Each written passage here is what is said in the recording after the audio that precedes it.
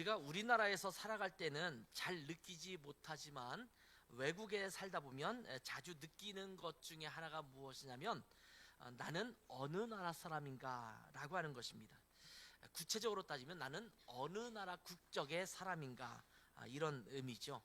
나의 시민권은 어디에 있는가 라는 의식입니다.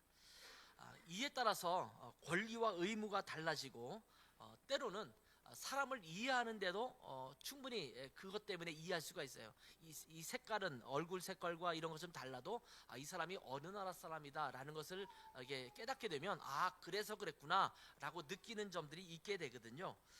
그래서 그런 행동을 하는구나, 또 저런 태도를 갖고 있구나 라는 것을 알게 됩니다. 그래서 이 시민권은 우리의 정체성을 의미한다라고도 볼 수가 있습니다. 한국 사람들은 어디 가나 한국 사람처럼 보이잖아요. 한국 사람처럼 행동하고 말합니다. 똑같은 외모를 갖고 있는 것처럼 느껴지지만 한국 사람과 중국 사람과 일본 사람이 외국에서 마주치면 굉장히 달라요. 말하는 또 행동하는 태도가 다르고 행동하는 의식 자체가 많이 서로 다른 것을 보게 되죠. 그래서 금방 알 수가 있습니다. 저 사람은 대한민국 사람이다. 저 사람은 일본 사람이다. 저 사람은 중국 사람이다. 이렇게 알게 되는 것입니다. 우리가 외국을 여행할 때 가장 먼저 공항이나 또 항만 등에서 입국 수속을 하게 되면서 그때 가장 먼저 보여주는 게 뭡니까? 비자를 보여주죠. 비자. 그래서 여권을 보여주죠. 여권을 보여주면서 여권이 어느 나라 소속인가를 분명하게 하는 거죠. 요즘은 외국인 중에서 한국 시민권을 갖게 되는 사람이 점점 많아지고 있는 것 같아요. 특별히 서양 외모를 갖고 있는 분들 중에서 또 남자뿐만 아니라 여자분인데도 서양 외모를 갖고 있는데 한국 국민 그 비자를 갖고 있는, 한국 시민권이 돼서 갖고 있는 사람도 있어요. 그런 분들이 가끔씩 유튜브에 올리는 거 보면 다른 나라에 방문했을 때 당당하게 나는 한국 시민권이다. 왜냐하면 한국 시민권, 한국 비자, 한국 그 여권이 전 세계적으로 비자 없이 통과할 수 있는 나라가 굉장히 많거든요. 그래서 이 비자를 심사하는 사람이, 또 여권을 심사하는 사람이 외모를 보고 너는 한국 사람 아닌 것 같은데 라고 했다가 한국 사람인 걸 알고 죄송하다, 통과해라, 이렇게 했다라는 그런 에피소드들도 등장하게 됩니다. 그래서 여권에 따라서 내가 어느 나라 소속이냐에 따라서 혜택을 받기도 하고 제한을 받기도 해요. 감사하게 우리나라 여권은 혜택 받는 부분이 굉장히 많습니다. 그래서 많은 나라에 가도 한국 여권을 가지고 가면 다른 부분에서 굉장히 잘 배려해주는 그런 것들을 느끼게 됩니다. 자, 빌립보라는 도시에 우리 있는 교회에게 쓴 편지가 빌립보서 아닙니까? 이 빌립보라는 도시는 알렉산더 대왕, 여러분 아시죠? 알렉산더 대왕이 굉장히 유명한 사람이잖아요. 마게도니아의 왕이고 그리스의 이제 왕인 거죠. 근데 이 알렉산더 대왕의 왕이 빌립 2세입니다. 필립 2세인데 이 빌립 2세가 자기 이름을 붙여서 세운 도시가 이 빌립보라는 도시입니다. 지금도 그리스 쪽에 필리피라는 이름으로 존재하고 있죠. 마게도니아 지역에 있는 것입니다. 그리고 나중에는 이 도시가 로마 제국의 식민지가 되었습니다. 그리고 여러분 로마의 역사를 좀 보시면 알겠지만 이 안토니우스라는 사람이 옥타비아누스, 나중에 황제가 되는 옥타비아누스 황제와 서로 이렇게 경쟁을 하다가 결국 패전하게 됩니다. 그런데 이 옥타비아누스 황제가 된 이후에 안토니우스의 군인들, 소속된 군인들을 이 빌립보라는 도시에 살게 했습니다. 그러니까 이 사람들은 다 로마 시민권자들이죠. 그러니까 빌립보라는 도시는 마케도니아 지역, 이 그리스 지역에 있는 도시이지만 로마 시민권을 갖고 있는 사람들이 굉장히 많이 살고 있었던 그런 도시입니다. 그러니까 이 도시에는 로마 시민권자의 혜택이 굉장히 많이 눈에 띄었을 것이라는 생각을 하게 됩니다.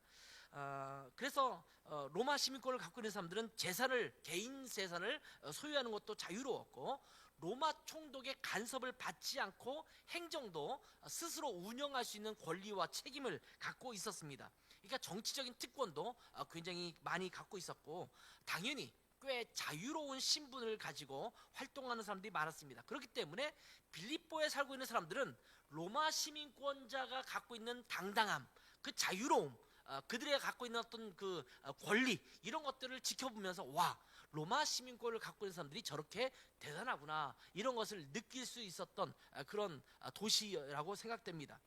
그렇기 때문에 이 바울 사도는 빌립보라는 성도들에게 편지를 쓰면서 예수 그리스도의 복음으로 구원을 받은 자들, 너희는 하늘의 시민권을 가진 자다라는 독특한 표현을 사용하면서 빌립보 성도들에게 너희의 정체성이 누구냐를 말씀해주고 있습니다. 너희는 하늘의 시민권을 갖고 있는 자들이다.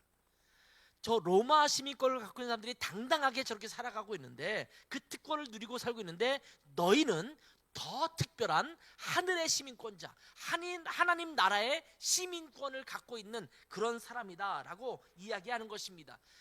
그리스도인의 정체성을 분명하게 강조하고 있는 것입니다. 자, 20절을 한번 보세요. 그러나 우리의 시민권은 하늘에 있는지라 거기로부터 구원하는 자 곧 주 예수 그리스도를 기다리노니. 그 앞에 보면 이 땅에 살아가고 있는 사람들이 살아가고 있는 모습을 열거하면서 그것과 대비해서 너희는 이 땅의 시민권자가 아니다, 이 땅의 로마 시민권이 대단하다고 생각하고 살아가고 있지만 그것과 비교할 수 없는 시민권을 갖고 있는데 너희는 하늘의 시민권을 갖고 있는 자들이다, 이렇게 말하고 있는 것입니다. 자, 바울은 세상에 속한 자들이 살아가는 모습을 이야기합니다. 자, 로마의 시민권이 당당하다고 하지만 그들이 어떤 모습을 갖고 있느냐, 19절에 보면 이렇게 말씀하고 있어요. 그들의 마침은 멸망이요 그들의 신은 배요 그 영광은 그들의 부끄러움에 있고 땅의 일을 생각하는 자라, 이렇게 말씀하고 있어요. 로마 시민권자로서 당당하게 뭐 특권을 누리는 것처럼 살아가고 있지만 그들의 마침은 멸망일 뿐이다. 그들의 신은 배다, 이렇게 얘기합니다. 이 배라는 말은 코일리아라는 단어가 사용되겠습니다. 이것을 우리가 배라고 번역했지만 이 단어는 굉장히 다양한 그 의미를 갖고 있습니다. 복부, 심장, 이 배 안에 있는 모든 내장, 이런 것들을 총괄하는 그런 표현이라고 말씀할 수가 있습니다. 그러니까 우리의 육신을 만족하게 하는 것, 우리를 든든하게 세우는 것, 이것이 마치 신처럼 여기며 살아가고 있다라고 말하고 있는 것입니다. 로마 시민권을 갖고 있지만 당당하게 살아가고 있는 것 같지만 그들은 성공이 신이고 물질적 풍요가 신이라고 생각하며 그것을 추구하고 있고 육체적 쾌락이나 만족이 신인 것처럼 여기고 있고 이 땅에서의 권력이 신이라고 여기면서 살아가고 있는 존재다, 이렇게 말하고 있는 것입니다. 오직 이 땅에 있는 것들만 바라보면서 영원한 것들을 중요하지 않게 여기고 살아가는 자들이 이 땅의 시민권자들이다 라고 비교하고 있는 것입니다. 그리고 그들의 마침은 멸망이 될 것이다. 그리고 그들이 영광스럽게 여기는 것은 수치스럽게 여기는, 부끄럽게 여길 만한 것이 될 것이다, 이렇게 말하고 있습니다. 여러분, 이 땅에서 우리가 아무리 성공하고 아무리 잘난다고 하더라도 결국 우리의 마침은 멸망이에요. 죽음으로 끝나는 것입니다. 이 땅에서 갖고 갈 수 있는 것이 하나도 없습니다. 점점 나이가 들면서 느끼는 것은 뭐냐면 이 땅에서 추구하는 것들이 상당히 많은 부분이 부질없는 것이다 라는 것을 느끼고 있지 않습니까? 아, 이 땅에 내가 추구하고 그렇게 중요하게 여겼던 것들이 아무것도 아니구나, 역사가 지나가면 결국 그것은 아무런 흔적 없이 사라지는 것과 같구나, 이렇게 생각을 하게 됩니다. 그렇지만 우리 그리스도인들은 이 세상에서 추구하는 것들을 바라보면서 살아가는 자들이 아닙니다. 왜냐하면 우리는 하늘의 시민권을 갖고 있는 자들이기 때문입니다. 하나님의 백성이기 때문입니다. 우리의 정체성은 이곳이 아니라 저곳 하나님 나라에 있기 때문입니다. 우리는 이 땅의 트렌드를 따라 살아가는 자들이 아니라 하나님 나라의 진리를 따라 살아가는 자들입니다. 왜냐하면 우리의 시민권은 하늘에 있기 때문입니다. 그러니까 우리는 이 땅의 트렌드를 따라갈 필요가 없어요. 우리는 하늘의 트렌드를 따라가야 돼요. 성령님이 무엇을 원하시는가, 성령님이 이 시대에 우리에게 어떤 일을 행하기를 원하시는가, 하나님이 이 시대에 우리에게 무엇을 요구하시는가, 이게 하나님의 트렌드예요.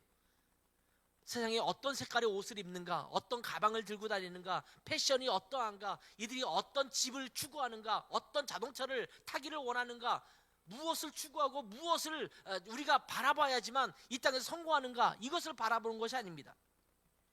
많은 사람들은 주식이 지금 투자해야 될 때다라고 말하기도 하고 좀 지나면 또 비트코인이 중요하다라고 말을 하기도 하고, 지금 신기술이 이렇게 발달되고 있으니까 거기에 투자해야 된다라고 말하기도 합니다. 세상의 트렌드는 그렇게 바뀔 것입니다. 그리고 그것 때문에 약간의 성공도 맛볼 수 있을지 모르겠습니다. 그러나 그것의 마침은 멸망이고 그것의 마침은 부끄러움에 있다는 것을 우리는 알아야 합니다. 그것은 영원한 것이 아닙니다. 우리가 추구할 것은 하나님의 나라이고, 하나님 나라에서 우리에게 요구하는 그 트렌드, 하나님의 역사하심, 하나님의 일하심에 민감한 자들이 되어야 될 줄 믿습니다.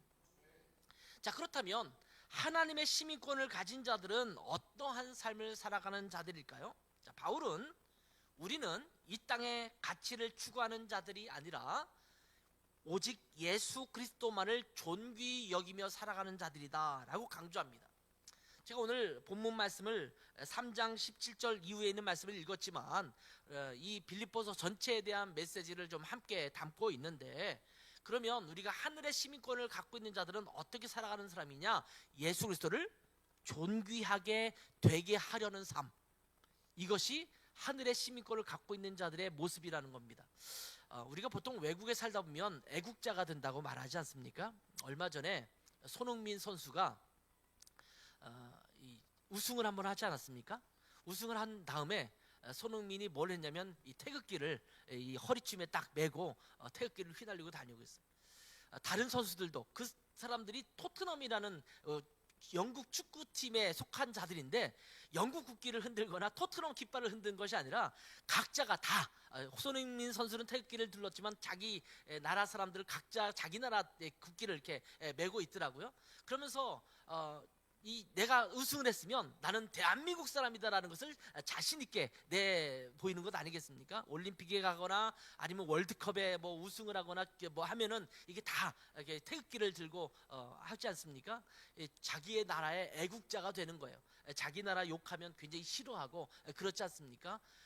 그리고 어떤 때는 자기 나라를 욕되게 하는 때는 약간 한국 사람이 아닌 것처럼 행동하기도 해요. 잠깐 자기가 그랬으면 갑자기 잘 모르는 일본말을 몇 마디 하면서 마치 일본 사람처럼 보이게 하려는 사람들도 있기도 하고, 중국 사람처럼 보이기도 하고, 이런 경우 있거든요. 왜냐하면 내가 창피한 행동을 했기 때문에 우리나라가 욕먹지 않도록 하기 위한 그런 행동이기도 하잖아요. 애국자가 된다고 하잖아요. 외국에 가면 당당하게 난 대한민국 사람으로서 이렇게 살아가는 사람이다 라고 말하면서 우리나라를 좀 위상을 높여주고 싶잖아요. 우리나라 어떤 나라인지 아세요? 현대가 우리나라 거고요, 삼성이 우리나라 거고요, LG가 우리나라 거고요, 이런 거 얘기하게 되잖아요.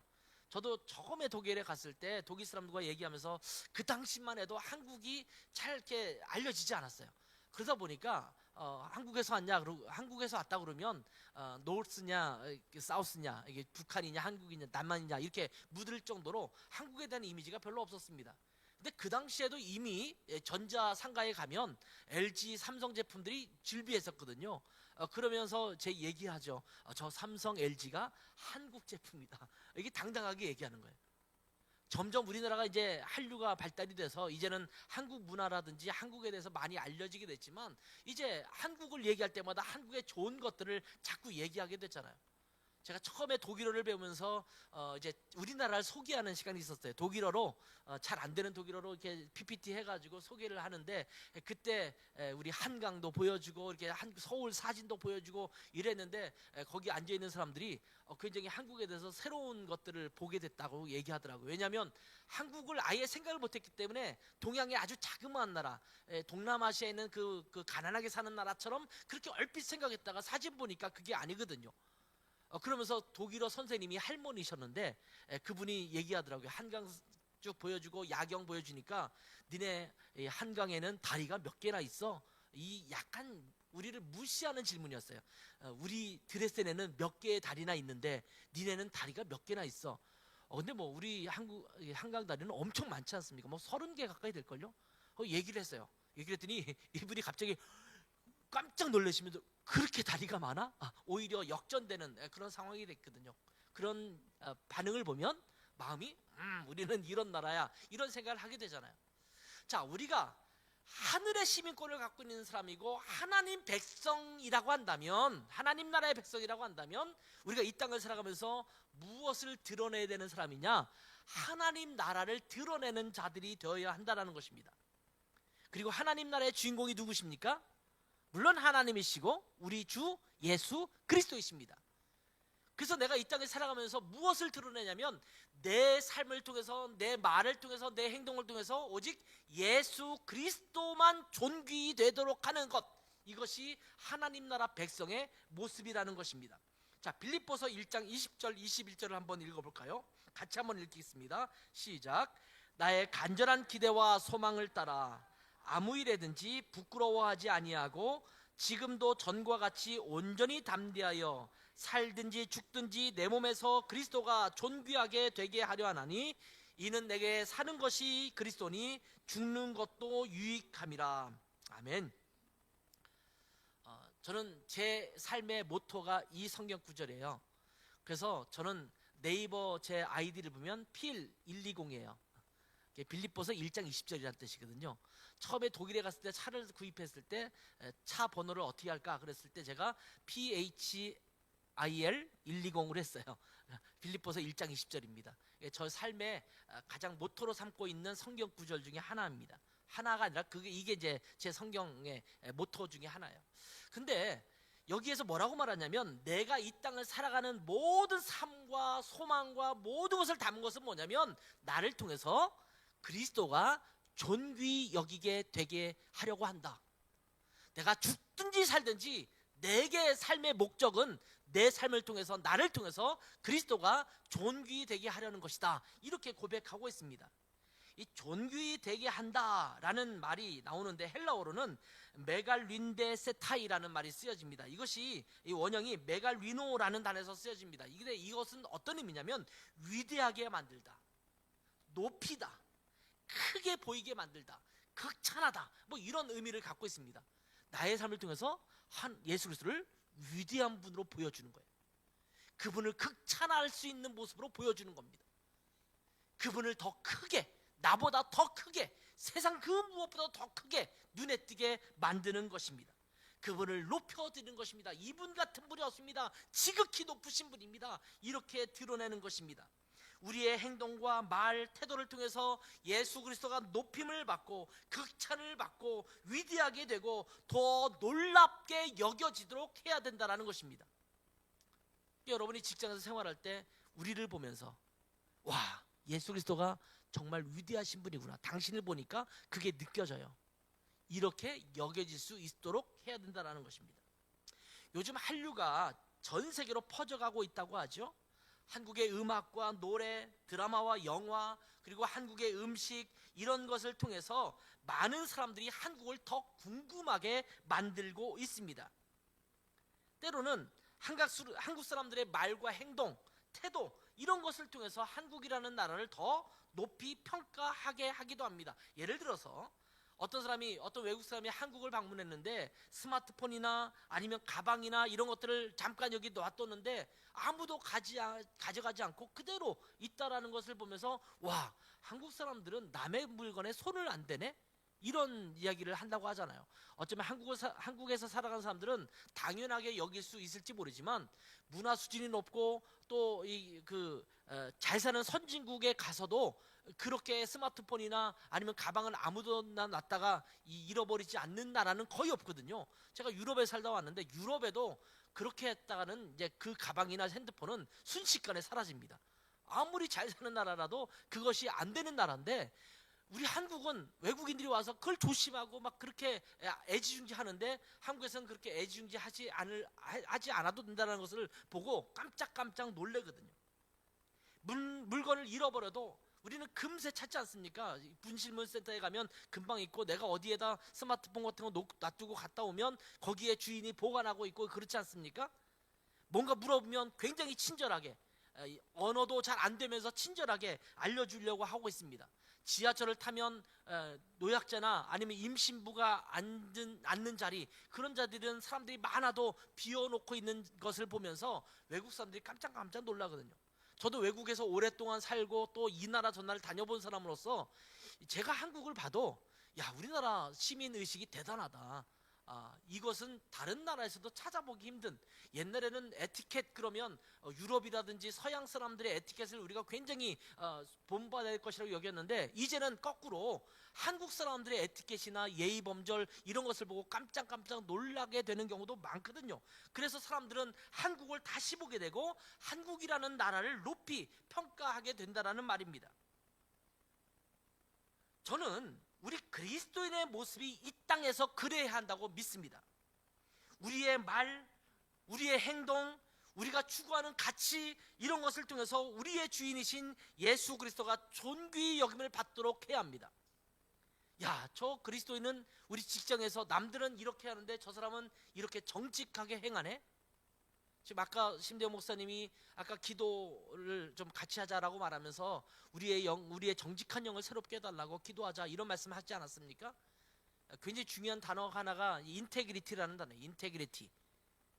이것은 투명성이라는 말로도 번역됩니다. 정직이라는 말로 번역되기도 하지만 투명성이라는 말도 번역되고, 조금 어렵게는 통전성이라는 말도 번역됩니다. 전체가 함께 통하는 그런 모습, 이것이 통전성이에요. 그러니까 앞으로 봐도 뒤로 봐도 똑같다라는 겁니다. 앞에서 하는 말이나 뒤에서 하는 말이나 똑같다라는 겁니다. 내가 말하는 것이나 행동하는 것이 똑같다라는 겁니다. 내 생각하는 것과 말이 똑같다라는 겁니다. 이중구조를 갖지 않고 정직한 삶을 살아가는 것, 이것이 인테그리티거든요. 우리 그리스도인에는 이런 것들이 보여야 한다는 것입니다. 직장에서, 가정에서, 주변의 삶 속에서 사람들이 우리를 보면서, 그리스도인들을 보면서, 야, 저 사람들은 언제나 정직해, 언제나 신실해, 언제나 똑같아, 언제나 성실하게 정직하게 행하는 자들이야. 그래서 그들은 믿을만해 라는 자들이 되어야 합니다. 오늘날 많은 그리스도인들이나 또 일부 목회자들이 그러한 것을 잃어버리고 있다는 것이 너무나 안타까운 일입니다. 그래서 욕을 먹기도 하고 그 사람들의 신뢰를 잃어버리는 경우도 참 많지 않습니까? 그런데 우리가 보다 구체적으로 그러면 예수 그리스도를 존귀히 여기게 하는 삶이 무엇일까를 돌아본다면, 이러한 내용이 빌립보서 전반에 걸쳐서 이야기되고 있지만 2장과 4장의 말씀을 통해서 간단하게 살펴볼 수 있습니다. 요약해서 말한다면 이렇습니다. 예수 그리스도의 마음을 품고 사랑받을 만한 삶을 살라라는 겁니다. 자, 한번 우리 따라서 해볼까요? 예수 그리스도의 마음을 품고 사랑받을 만한 삶을 살라. 자, 이제 먼저 빌립보서 2장 5절을 한번 볼게요. 같이 읽습니다. 시작. 너희 안에 이 마음을 품으라. 곧 그리스도 예수의 마음이니. 여러분, 예수 그리스도의 마음을 품으라고 말하는데 예수 그리스도의 마음이 무엇일까요? 그 이후 2장 5절 이후에 있는 말씀을 보면 알겠지만 예수 그리스도는 영광스러운 하나님이십니다. 그런데 하나님의 모든 영광을 갖고 계신 분임에도 불구하고 스스로 낮아지셔서 인간의 몸을 입으시고 이 땅에 오셔서 죽기까지 복종하셨습니다. 안 죽으셔도 되는데, 죽지 않아야 할 분인데 그 죄를 짊어지시고 죽기까지 복종하셨습니다. 그만큼 우리를 사랑하신 분이십니다. 우리는 이러한 예수 그리스도의 마음을 가지고 다른 지체를 향해서 겸손한 마음으로, 낮은 마음으로 지체들을 섬겨야 한다는 것입니다. 이것이 그리스도 예수의 마음입니다. 나의 영광스러운 모습이 아니라 가장 낮은 모습으로 다른 사람을 사랑하고 죽기까지 다른 사람을 복종해서 섬길 수 있는 자여야 한다는 것입니다. 그리고 구체적으로 이것이 4장으로 가면 그러한 예를 보여주고 있습니다. 4장 2절을 보면 이렇게 말하고 있죠. 내가 유오디아를 권하고 순두개를 권하노니 주 안에서 같은 마음을 품으라. 여러분, 주 안에서 같은 마음을 품는 게 무엇일까요? 그리스도 예수의 마음을 품는 겁니다. 자기의 생각을 맞추는 게 아니에요. 예를 들면 우리 신 목사님의 생각이 있어요. 그리고 우리 손 집사님의 생각이 있어요. 그렇죠? 신 목사님의 마음, 우리 손 집사님의 마음이 있어요. 그러면 그 같은 마음을 품으면 우리는 어떻게 생각하냐면 신 목사님의 마음으로 통일하든지, 아니면 손 집사님의 마음으로 통일하든지, 아니면 절충안을 통해서 두 사람의 마음을 적당히 맞추든지, 이것이 우리가 생각하는 같은 마음이에요.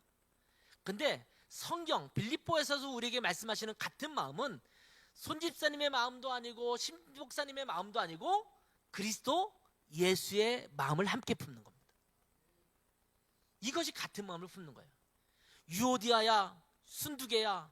여기 유오디아랑 순두개는 두 분이 여자분들인데 아마 빌립보 교회에 있어서 여성 지도자로서 좀 굉장히 지도자 역할을 했던 분들인 것 같아요. 열심히 섬겼어요. 왜냐하면 그 뒤에 3절에 보면 복음을 위해 나와 애쓰던 힘쓰던 그 여인들이라고 표현하고 있잖아요. 그러니까 복음을 위해서 얼마나 열심히 냈었을까요? 그러니까 훌륭한 지도자들입니다. 그런데 유오디아와 순두개가 마음이 뭔가 좀 안 맞았던 모양이에요.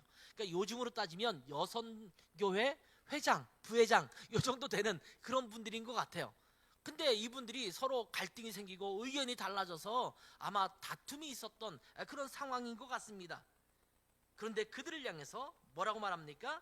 서로 다른 의견으로 갈등하고 다툼이 있을 때 예수 그리스도의 마음으로 같은 마음을 품으라고 권면하고 있는 것입니다. 요즘 선거전을 보면서 막 마음이 너무 아파요. 저는 어떤 후보를 지지하는 것은 저는 충분히 이해합니다. 그럴 수 있어요. 그런데 상대방 후보나 상대방 후보를 지지하는 사람은 천하의 나쁜 역적들이에요. 양쪽 다 그래요. 제가 이렇게 면밀히 살피면 정말 그 정도로 역적들인가? 아닌 것 같아요.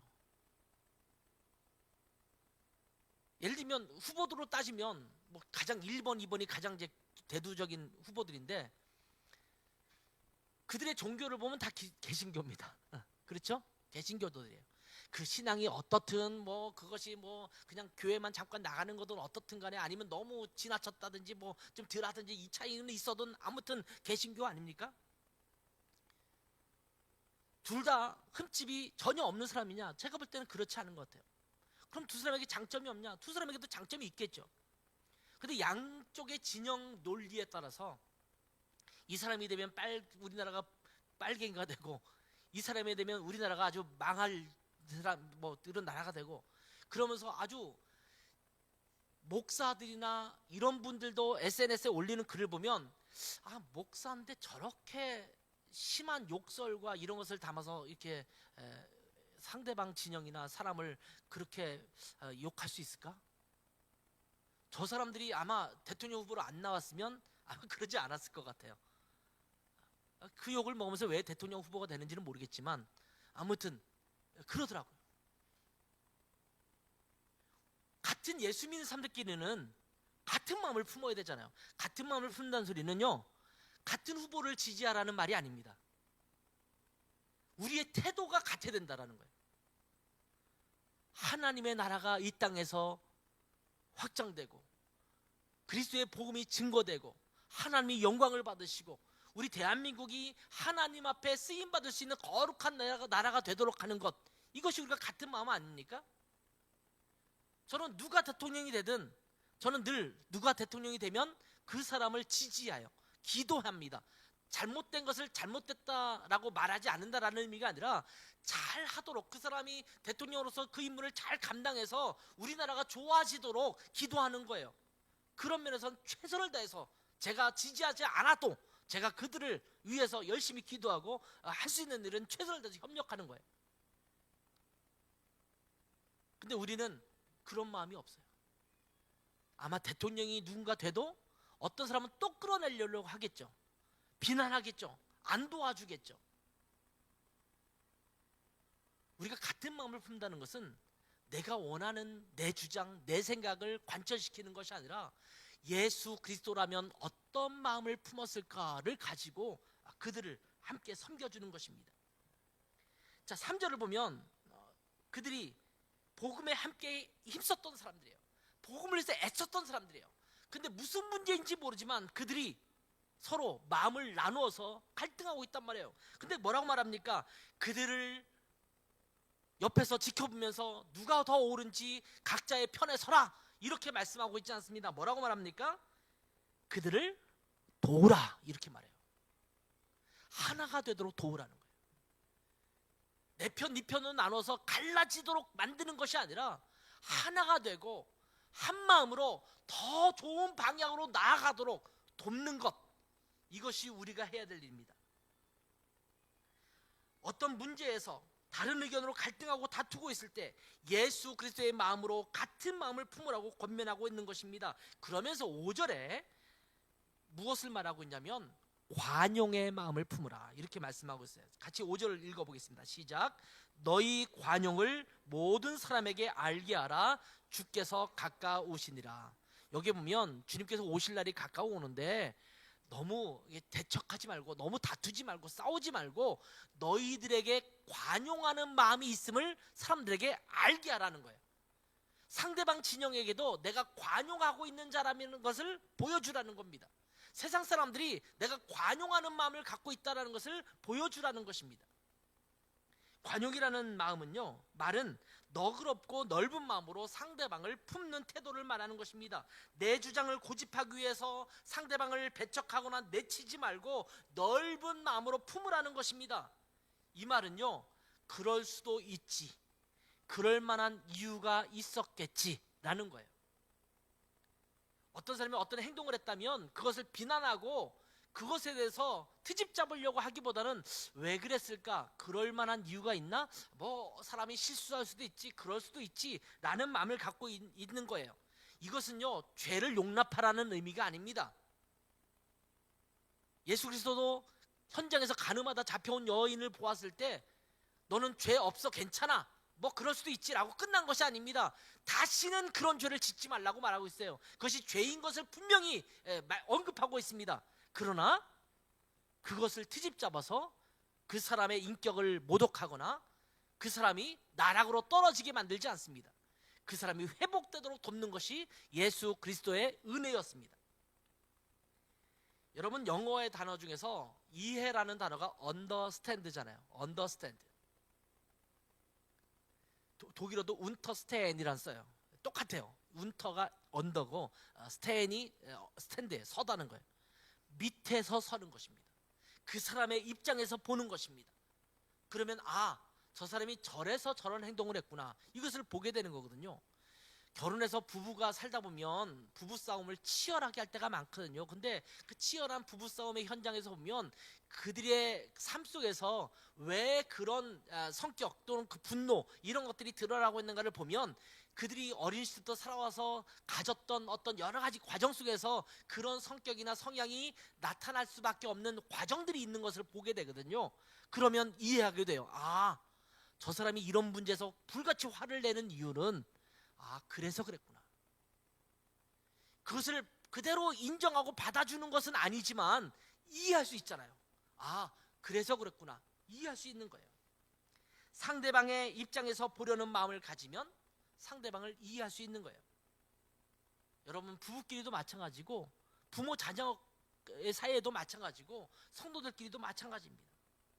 자, 그리고 나서 그 뒤에 8절을 보면 이렇게 말합니다. 같이 한번 읽겠습니다. 시작.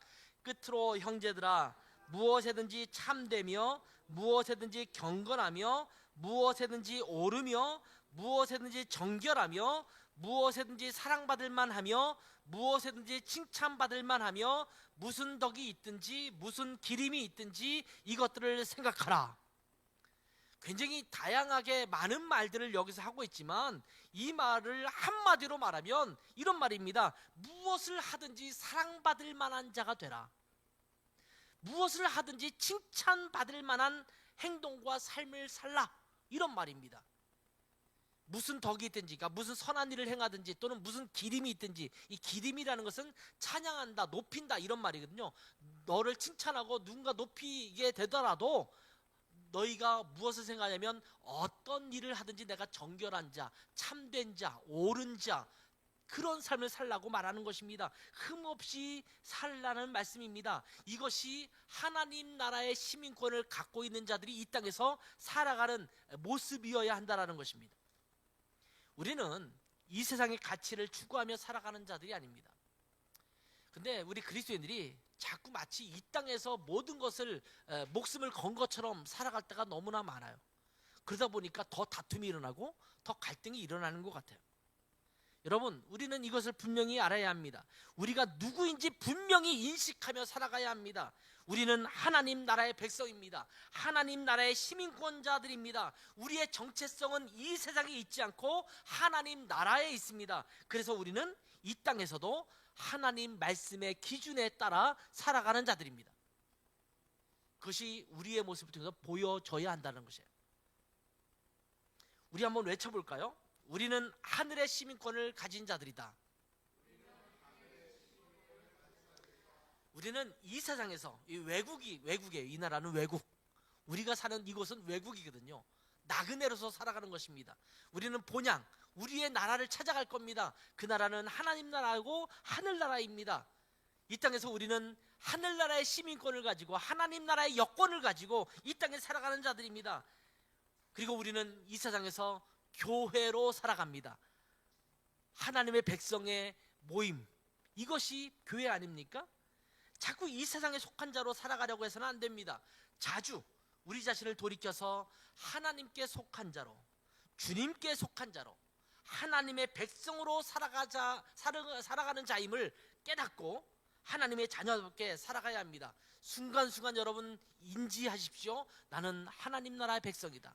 이 땅에서 하나님 나라를 위해서 그리스도가 존귀히 여기게 되는 그런 삶을 살아가는 자들이다. 이런 생각을 느끼고 또 생각하면서 그러한 삶으로 승리하는 우리 모두가 되기를 주님의 이름으로 축원합니다. 기도하겠습니다. 하나님 아버지, 우리의 시민권은 하늘에 있다라고 바울 사도가 빌립보 성도들에게 이야기했는데, 로마 시민권을 갖고 있는 자들이 당당하게 그것을 누리며 그렇게 살아가는 것을 보고 부러워하지 말고 그것을 좇아 살려고 하지 말고 하늘의 시민권자로서 하나님 나라의 백성으로서 이 땅에서 그리스도의 마음을 품고 그리스도를 존귀하게 여기도록 하는 삶을 살아가라고 말씀하셨던 이 바울 사도의 가르침을 저희가 함께 들었습니다. 하나님, 이 세상을 살아가면서 이 땅에 살아가는 사람들이 추구하는 것처럼 그것을 추구하며 살아가는 자들이 아니라 하늘의 트렌드를 따라가고 영적인 트렌드를 따라가고 하나님이 기뻐하시는 것들을 따라 살아가는, 정말 관용을 베풀고 서로 그리스도를 존귀하게 여기며 이 땅에서 사람들에게 칭찬받을 만한 삶을 살아갈 수 있는 하나님의 귀한 백성이 다 될 수 있도록 주님 은혜 베풀어 주시고 성령님께서 우리를 다스려 주시옵소서. 우리 삶의 현장에서 우리가 하나님 나라의 백성인 것을 당당히 드러내며 그리스도를 높이 여기게 하는 그런 삶이 될 수 있도록 축복하여 주시옵소서. 감사하며 예수님의 이름으로 기도했습니다. 아멘.